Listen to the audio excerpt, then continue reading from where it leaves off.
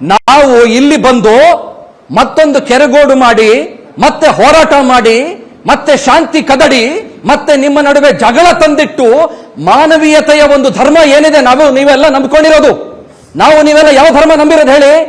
ಮಾನವೀಯತೆಯ ಧರ್ಮ ಏನಿದೆ, ಸಂವಿಧಾನಬದ್ಧವಾದಂತಹ ಧರ್ಮ ಏನಿದೆ, ಮನುಷ್ಯನನ್ನ ಪ್ರೀತಿಸುವ ಧರ್ಮ ಏನಿದೆ, ನೀವು ಒಂದೇ ಅನ್ನುವ ಧರ್ಮ ಏನಿದೆ, ನಾವೆಲ್ಲ ಒಂದೇ ತಾಯಿಯ ಭರತಾಂಬೆಯ ಮಕ್ಕಳು ಅನ್ನುವ ಧರ್ಮ ಏನಿದೆ, ಅದನ್ನ ಎತ್ತಿ ಹಿಡಿಯಬೇಕು. ದಯಮಾಡಿ ಕೇಳಿಸ್ಕೊಳ್ಳಿ ಪ್ಲೀಸ್, ದಯಮಾಡಿ ರಿಕ್ವೆಸ್ಟ್ ಮಾಡ್ಕೊಳ್ತಾ ಇದ್ದೀನಿ.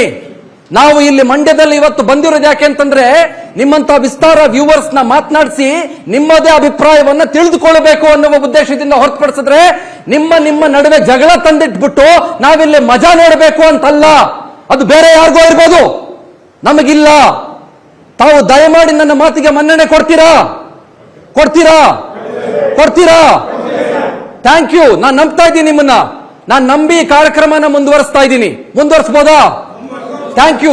ಒಂದೇ ಘೋಷಣೆ, ಒಂದೇ ಜಗಳವನ್ನ ನಾನು ಗಮನಿಸಿದ್ರು ಕೂಡ ನಾನು ನಿಮ್ಮೆಲ್ಲರಿಗೂ ಕೂಡ ನಮಸ್ಕಾರ ಮಾಡಿ ನಾನು ಥ್ಯಾಂಕ್ಸ್ ಹೇಳಿ ನಾನು ಈ ಕಾರ್ಯಕ್ರಮನ ಮುಗಿಸ್ಬಿಡ್ತಾನೆ.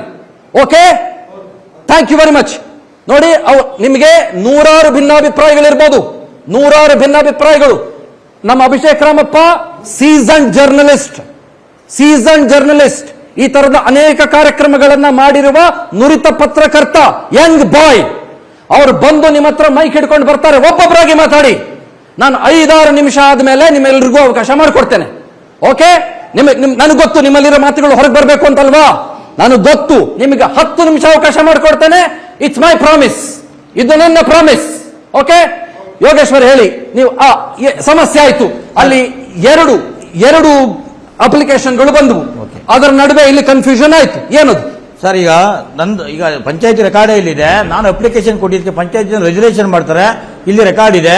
ಶ್ರೀ ಯೋಗೇಶ್ ಬಿನ್ ಲೇಟ್ ಲಿಂಗೇಗೌಡ ಮರ್ಲಿಂಗದೊಡ್ಡಿರವರ ಅರ್ಜಿಯ ವಿಚಾರ, ಸದರಿ ಅರ್ಜಿಯ ವಿಚಾರವನ್ನು ಸಭೆಯಲ್ಲಿ ಮಂಡಿಸಲಾಯಿತು. ಅರ್ಜಿದಾರರು ಕೆರಗೋಡು ಗ್ರಾಮ ಪಂಚಾಯತಿ ಬಸ್ ಸ್ಟ್ಯಾಂಡ್ ಬಳಿ ಅರ್ಜುನ ಸಂಬಂಧ ನಿಲ್ಲಿಸಲು ಹನುಮಾನ್ ಮನವಿ ಸಲ್ಲಿಸಿರುತ್ತಾರೆ. ಸದರಿ ಮನವಿ ಬಿಡಿ ಸರಿ ಸರ್, ಜಸ್ಟ್ ಆತರ ಮಾಡ್ತಾರೆ ಸರ್. ನಾವು 1 ತಿಂಗಳು ಅದನ್ನ ಎಲ್ಲರೂ ಬೇಸ್ಮೆಂಟ್ ಮಾಡಿ ಕಂಬ ನಿಲ್ಲಿಸಲಿಕ್ಕೆ ಎಲ್ಲ ಪ್ರಿಪೇರ್ ಆದ್ಮೇಲೆ ಇವರು ಕಳೆದ ಭಾನುವಾರ ಅಂದ್ರೆ ನಿನ್ನೆಗೆ 8 ದಿನದಲ್ಲಿ ನಮ್ಮನ್ನು ಪಂಚಾಯತಿ ಕರೀತಾರೆ. ಪಂಚಾಯತಿ ಕರೆದಾಗ ಹಲವಾರು ರೀತಿಯಲ್ಲಿ ಏನೇನೋ ಕಾರಣಗಳು ಹೇಳಕ್ ಹೋಗ್ತಾರೆ. ಅಷ್ಟರಲ್ಲಿ ಧ್ವಜಸ್ತಂಭ ಆಚರಣೆ ಆಯ್ತಾ ಇರುತ್ತೆ. ತದನಂತರ ಏನು ಅಂತಂದ್ರೆ ಪುನಃ ನಾವು ಮೀಟಿಂಗ್ ಕರೀತೀವಿ, ಮೀಟಿಂಗಲ್ಲಿ ಚರ್ಚೆ ಆಗುತ್ತೆ ಅಂತ ಬಿಟ್ಟು ಅಂತ ಚರ್ಚೆ ಮಾಡಿ ತೀರ್ಮಾನ ತಗೊಳ್ಳೋದು ಅಂತ ಹೇಳ್ತಾರೆ. ಈಗ ಮೊನ್ನೆ 25ನೇ ತಾರೀಕು ಪುನಃ ಸಭೆ ಸೇರ್ತಾರೆ. ಈ ಸಂಬಂಧಪಟ್ಟಂಗೆ 3 ರೆಜುಲೇಷನ್ ಮಾಡ್ತಾರೆ ಪಂಚಾಯತಿಯವರು.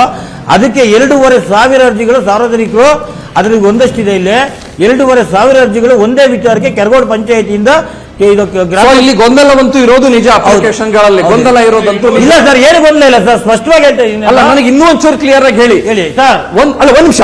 ಒಂದು ಅಪ್ಲಿಕೇಶನ್ ನೀವು ಹಾಕ್ತೀರಿ, ಆದ್ರೆ ಇನ್ನೊಂದು 2 ಅಪ್ಲಿಕೇಶನ್ ನಲ್ಲಿ ನಾಡಧ್ವಜ ಮತ್ತು ರಾಷ್ಟ್ರಧ್ವಜ ಅಂತ ಮಾತ್ರ ಬರುತ್ತೆ. ಅದೇನದು ಸರ್? 1 ನಿಮಿಷ ಸರ್, ನಾನು ನಿಮ್ಗೆ ಹೇಳ್ತೀನಿ.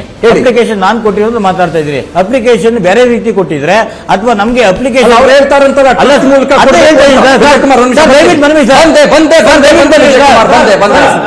ಸ್ಪಷ್ಟ ಪ್ರಶ್ನೆ ಪಂಚಾಯತಿ ಅಧಿಕಾರಿಗಳಿಗೆ. ನಾವು ಕೊಟ್ಟಂತ ಮನವಿಗೆ ಅವರು ಪರ್ಮಿಷನ್ ಕೊಡ್ಲಿಕ್ಕೆ ಅಧಿಕಾರ ಇಲ್ಲ ಅಂತಂದ್ರೆ ನಮ್ಮ ಅರ್ಜಿನ ತಿರಸ್ಕಾರ ಮಾಡಬೇಕಿತ್ತು. ಅವರು ಪಂಚಾಯತಿ ರೆಜುಲೇಷನ್ ಮಾಡಿ ನಮಗೆ ಅನುಮತಿ ಕೊಟ್ಟ ನಂತರ ನಾವು ಅರ್ಜುನ ಸ್ತಂಭ ಮತ್ತು ಹನುಮಾನ್ ಧ್ವಜನ ಆಚರಣೆ ಮಾಡಿದೀವಿ. ಅದರಿಂದ ಏನ್ ಬಾಧಕ ಆಯ್ತು? ಅವ್ರ ಅನುಮತಿ ರೀತಿಯ ನಾವು ಮಾಡಿದೀವಿ. ಓಕೆ, ಅದನ್ನ ಇಳಿಸುವಂತ ಪ್ರಯತ್ನಗಳು ಯಾಕೆ ಜಯರಮಣ್ಣ ನೀವೇನಂತೀರಿ? ಬಹುಶಃ ಮಂಡ್ಯ ಜಿಲ್ಲೆ ರಾಜಕೀಯವಾಗಿ ಜಿದ್ದಾಜಿದ್ದಿನ ಜಿಲ್ಲೆ, ಆದ್ರೆ ಧಾರ್ಮಿಕ ಜಿದ್ದಾಜಿದ್ದಿ ನಾನು ಕೂಡ ಗಮನಿಸಿಲ್ಲ. ಇಂಥ ದಂಗಲ್ ಹಿಂದೆಂದು ನಾವು ಜಾತಿ ಜಿದ್ದಾಜಿದ್ದಿಯನ್ನು ಗಮನಿಸಿದೆ ನಾನು. ಜಾತಿ ರಾಜಕಾರಣದಲ್ಲಿ ಇರುತ್ತೆ ಬಿಡಿ, ಅದೆಲ್ಲೋ ಇರುತ್ತೆ. ಜಾತಿ ವಿಚಾರ ಬಂದಾಗಲೂ ನೀವು ಬೇರೆ ಎಲ್ಲಾ ಜಿಲ್ಲೆಗಳಿಗೆ ಹೋಲಿಸಿದ್ರು ಇಲ್ಲಿ ಒಂದು ಸೌಹಾರ್ದತೆ ಇರುವಂತ ಮಟ್ಟಿಗೆ ಬೇರೆ ಜಿಲ್ಲೆಗಳಲ್ಲಿ ಒಂದು ಕ್ಯಾಸ್ಟ್ ಕ್ಲಾಸಿಫಿಕೇಶನ್ ಅಂತ ಇದೆ, ಒಕ್ಕಲಿಗರ ಬೆಲ್ಟು ಅದೆಲ್ಲ ಇದ್ದೇ ಇದೆ. ಹಳೆ ಮೈಸೂರು ಭಾಗ ಅದು ಸಹಜವಾಗಿ ಪಾಲಿಟಿಕ್ಸ್ ಅಲ್ಲಿ ಇರಬೇಕು. ಈಗ ಯಾಕಿದು ಈ ಧರ್ಮ ರಾಜಕಾರಣಕ್ಕೆ ಯಾಕೆ ಬಂದು ನಿಂತ್ಕೊಳ್ತು ಜಯರಮಣ್ಣ? ಇದು ಉಗ್ರಲ್ಲಿ ಹೋಗೋದು ಕೊಡ್ಲಿ ತಗೊಂಡಿದ್ದಾರೆ ಅಷ್ಟೇ. ಯಾರು ಇವತ್ತು ಅಧಿಕಾರಿಗಳು? ಇದು ಅಧಿಕಾರಿಗಳ ವೈಫಲ್ಯ, ನೇರವಾಗಿ ಹೇಳೋದಾದ್ರೆ ನಾನು. ಯಾಕೆ ಅಂದ್ರೆ ರಾಜಕೀಯವಾಗಿ ಕಾಂಗ್ರೆಸ್ನವ್ರು ಇರ್ಬೋದು, ಬಿಜೆಪಿಯವರು ಇರ್ಬೋದು, JDS ನವ್ರು ಇರ್ಬೋದು, ಸಹಜವಾಗಿ ಲಾಭ ಪಡ್ಕೊಳ್ಳಕ್ಕೆ ಆಯಾ ಸಂದರ್ಭನ 3 ಪಕ್ಷದವರೇ ಇರ್ಬೋದು, ಎಲ್ಲರೂ ಕೂಡ ಆ ಒಂದು ಪರಿಸ್ಥಿತಿಯ ಲಾಭ ಪಡ್ಕೊಳ್ಳಕ್ಕೆ ಅವ್ರು ನಿಂತಿರೋದು. ಅದನ್ನ ಯಾರು ಅಲ್ಗಳೆಯಂಗಿಲ್ಲ. ಏನಾದ್ರು ಒಂದು ಸಂದರ್ಭ ಆದಾಗ ಇವರು ಎಲ್ಲೆಲ್ಲಿ ಓಡೋಗಿದ್ದಾರೆ, ಇವರು ಎಲ್ಲೆಲ್ಲಿ ಓಡೋಗ್ತಾರೆ, ಇವೆಲ್ಲನೂ ನೀವು ನೋಡಿದಿರಿ, ನಾನು ನೋಡಿದ್ದೀನಿ, ಈ ಜನನೂ ನೋಡಿದ್ದಾರೆ. ನಿಮ್ಮಷ್ಟು ನಾನು ನೋಡ್ಲಿಲ್ಲಪ್ಪ. ಅಲ್ಲ ಇರೋ ವಾಸ್ತವ ಹೇಳ್ತಾ ಇದ್ದೀನಿ. ಹಾ. ಇವರು ಬೇರೆ ಬೇರೆ ಕಡೆ ಹೋಗ್ತಾರೆ, ಓಡೋಯ್ತಾರೆ, ಇವ್ರಿಗಿಂತ ಬೇಗ ಓಡ್ತಾರೆ ಅವರು, ಇವರು ಓಡ್ತಾರೆ, ಎಲ್ಲ ಇವರು ಕಾಲಕ್ಕೆ ಚಕ್ರ ಹಾಕೊಂಡವ್ರೆ ಅಂತ ಸಂದರ್ಭ ಬಂದಾಗ. ಆದ್ರೆ ಇಲ್ಲಿ ಒಂದು ವಾಸ್ತವನ ನೋಡೋದಾದ್ರೆ ಅಧಿಕಾರಿಗಳ ವೈಫಲ್ಯ ಇಲ್ಲಿ ಸ್ಪಷ್ಟವಾಗಿ ಎದ್ದು ಕಾಣುತ್ತೆ. ಒಬ್ಬ PDO ತಾನೇ ಸುಪ್ರೀಂ ಅಂತ ಹೇಳಿ ಅನುಮತಿನ ಕೊಟ್ಟಿರುವಂತದ್ದು, ಮತ್ತೆ ತಕರಾರು ನೋಟಿಸ್ಗಳನ್ನು ಕೊಡುವಂಥದ್ದು, ಅದನ್ನ ಒಂದು ಲೀಗಲ್ ಕಮಿಟಿ ಇರ್ಲಿಲ್ವಾ, ಲೀಗಲ್ ಅಡ್ವೈಸರ್ ಇರ್ಲಿಲ್ವಾ, ಮೇಲಧಿಕಾರಿಗಳಿದ್ದಾರೆ ಅನ್ನೋ ಕಾಮನ್ ಸೆನ್ಸ್ ಇರ್ಲಿಲ್ವಾ? ಅದೇ ತರ ಜಿಲ್ಲಾಡಳಿತ ತಾಲೂಕು ಆಡಳಿತಕ್ಕೆ ಅಲ್ಲೊಂದು ಸ್ಥಳೀಯವಾಗಿ ಒಂದು ಶಾಂತಿ ಸಭೆನ ಮಾಡಿ ಈ ವಿವಾದ ದೊಡ್ಡದಾಗಿ ಬೆಳೆದೇ ಇರೋ ರೀತಿ. ಯಾಕಂದ್ರೆ Correct. ಮಂಡ್ಯದ ಜನರು ನಿಮಗೆ ನೋಡಕ್ ಹೊರಟ್ರು, ಆದ್ರೆ ಬಹಳ ಭಾವನಾತ್ಮಕವಾದಂತ ಜೀವಿಗಳು.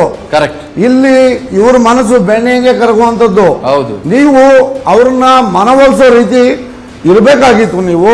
ನೀವು ಈ ಒಂದು ಪರಿಸ್ಥಿತಿಯನ್ನ ಇಷ್ಟೊಂದು ಉದ್ವಿಗ್ನ ಮಟ್ಟಕ್ಕೆ ಹೋಗ್ಲಿಕ್ಕೆ ಅವಕಾಶ ಕೊಟ್ಟಿದ್ದೆ ಇವತ್ತಿನ ಆಡಳಿತ ವೈಫಲ್ಯ ಕಾರಣ ಅಂತ ಹೇಳಿ ನಾನು ನಿಜಕ್ಕೂ ನೇರವಾಗಿ ಆರೋಪ ಮಾಡ್ತೀನಿ.